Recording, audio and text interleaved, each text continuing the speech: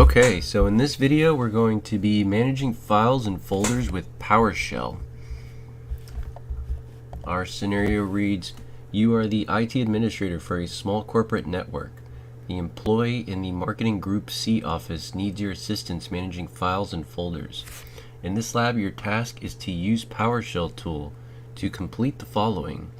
So we have some tasks here of creating folders. We're going to be deleting folders.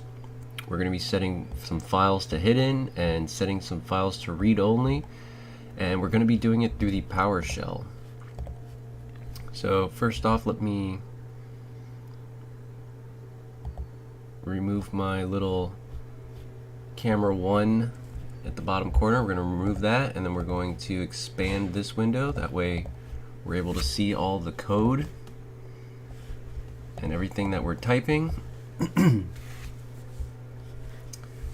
And in this lab they also disabled the taskbar at the bottom, so we can primarily focus on doing everything through this PowerShell.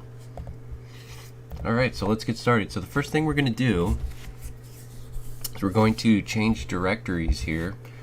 We're going to go from the C drive to the D drive. We're just going to type D : and press enter. That brings us to the D drive. And then we're going to type dir command, which stands for directory.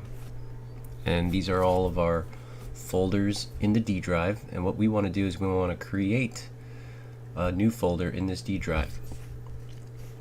So we could use either two commands. We could use the mkdir, which stands for make directory, or we could use md, which is also a make directory command.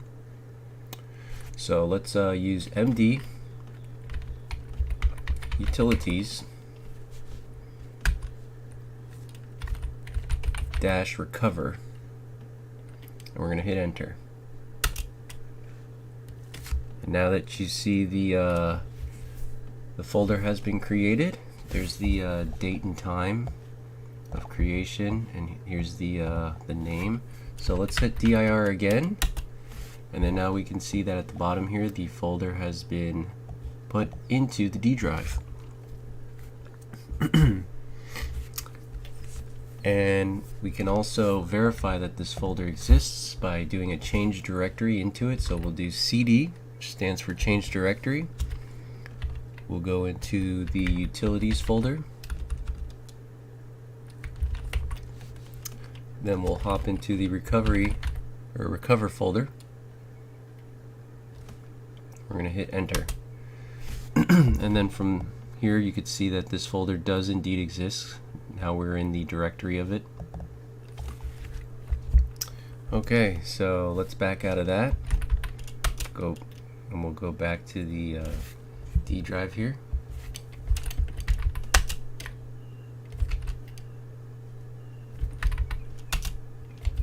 We'll use change directory ... to keep going back. There we go. Okay, the next thing we want to do is we want to delete the arch98 in the software folder in the D drive. So first we're going to change directory into this folder. So we'll do change directory. We'll go into the software folder, and then we'll go into the arch98 folder.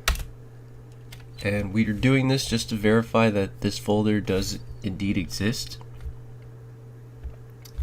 So let's back out now. We'll do change directory, go back to the main area here in the D drive. Now what we're going to do is we're going to use the remove directory command, which is rmdir, stands for remove directory, D drive software -arch98. We're going to hit enter. Now from here it says that the directory is not empty, so we haven't officially deleted this folder yet. If we go back to changing the directory into the folder, you can still see it's still there. So what we need to do is we need to use our remove directory with a dash question mark to see a menu of everything that we're able to do with this command. And from here, we're going to need to use the this switch right here, the -s, which stands for removes all directories and files in the specified directory, in addition to the directory itself, used to remove a directory tree. So there's a directory tree happening here, and we need to remove the whole tree, and we're going to use that switch. So what we're going to do is we're going to do remove directory command. We're going to type everything in again.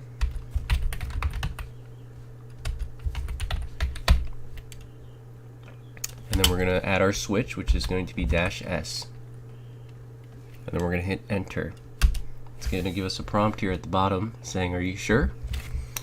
And Y means yes, N means no, so we're going to put Y, hit enter. And that's it. If we go back to our last command, we're going to hit the up arrow key here and find this command right here, change directory. We're going to get a notice here that says the system cannot find the path specified, when before it was telling us that the directory is not empty. Now it's the system cannot find the path specified. So this folder, Arch98, is now officially been deleted. Alright, the next thing we're going to do is we're going to set the following files to hidden. So let's get going with that. So first thing we're going to do is we're going to be using the attribute command, which is attrib. And we're going to go back to our menu here with the $! to see information of all the different switches that we can use with this command, which are right here.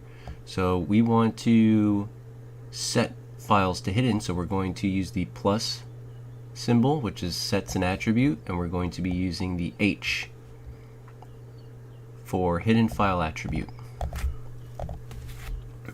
Okay, now that we have that information, we're going to first see what attributes are set for these specific files already. So we're going to use the attribute command, and then we'll do d software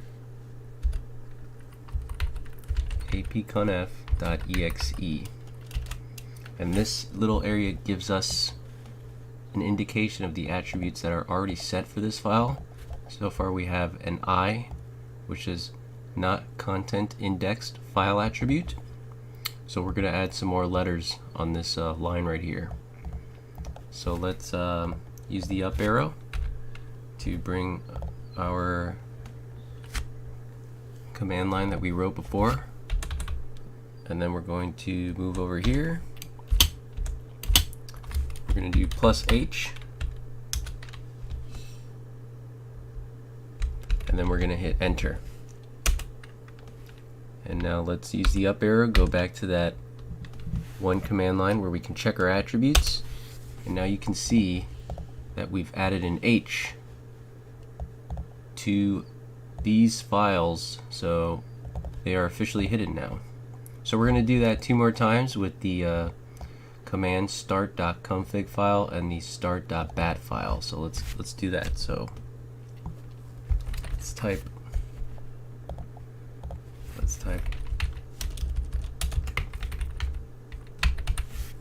attrib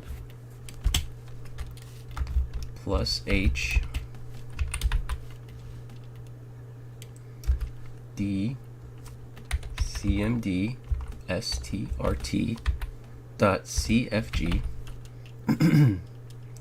hit enter, and then attrib +H d drive strt.bat, and we'll hit enter. And now we can just double check these 2 files real quick.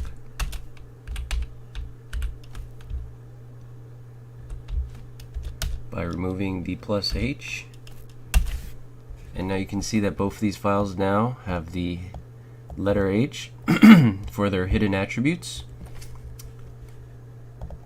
So yeah, there you go. We've hit some files, and last thing we're going to do is we're going to set some files to read only, which is basically the same process as doing the hidden files. Instead, we're going to be using the letter R, which is read-only file attribute. So let's do the attrib command plus R with D software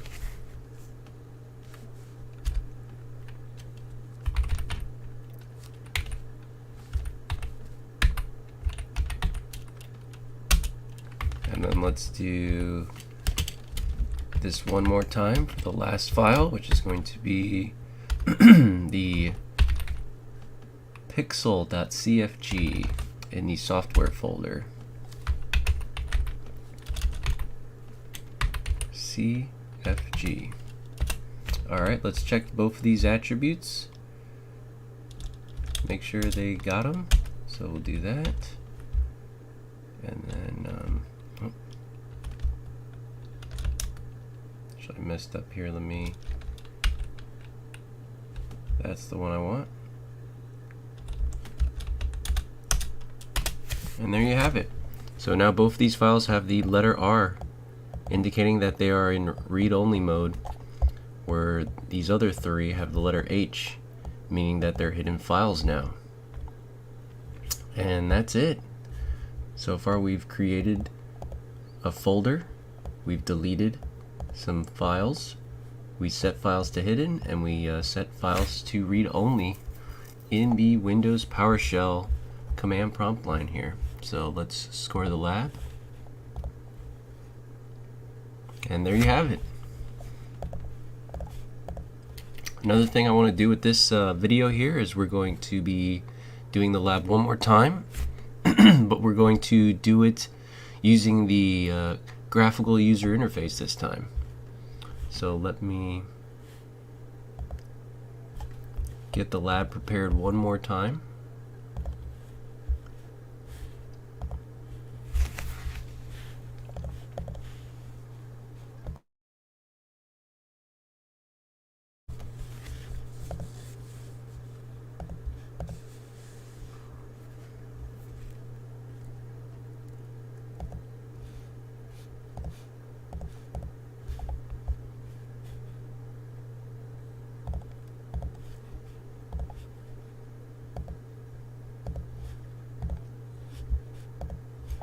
Okay, so this time we're going to be doing this lab one more time, but we're going to be using File Explorer with the graphical user interface. It's a little bit intimidating using Windows PowerShell because you don't want to type anything incorrectly and you're just solely relying on the keyboard. But obviously things can be much easier when you have an interface that you can interact with and click around, and when you have menus you can read. So we're going to be doing that one more time with this this lab simulation. So they do try to hide File Explorer in this simulation because it's mostly based around Windows PowerShell. They say here, the Windows taskbar has been disabled for this lab. So I have no taskbar at the bottom here. But there is a secret way to get to it, and that's through the recycling bin. So if we click the recycling bin, this window pops up here. And as you can see on our left-hand side here of our menus, we are able to access File Explorer, and here are all our files. So let's do this real quick. So the first thing they wanted us to do was to create those folders. So let's go to the D drive. Let's right click, go to New Folder, and then title it Utilities. And then in the Utilities folder, we're going to right click, make another folder, and call it Recover.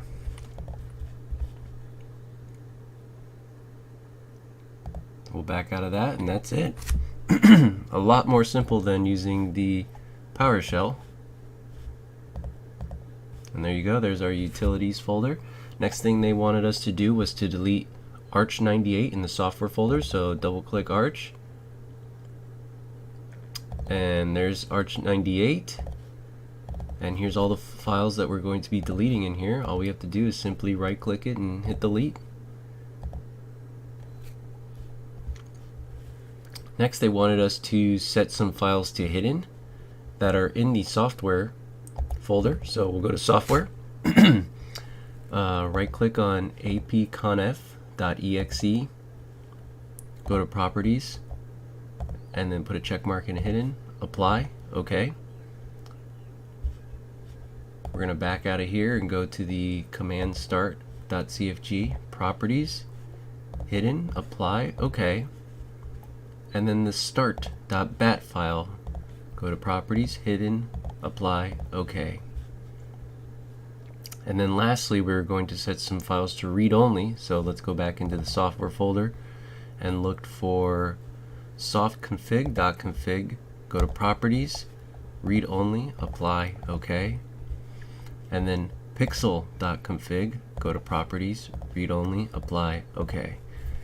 Much more simple, much more fast-paced doing it this way.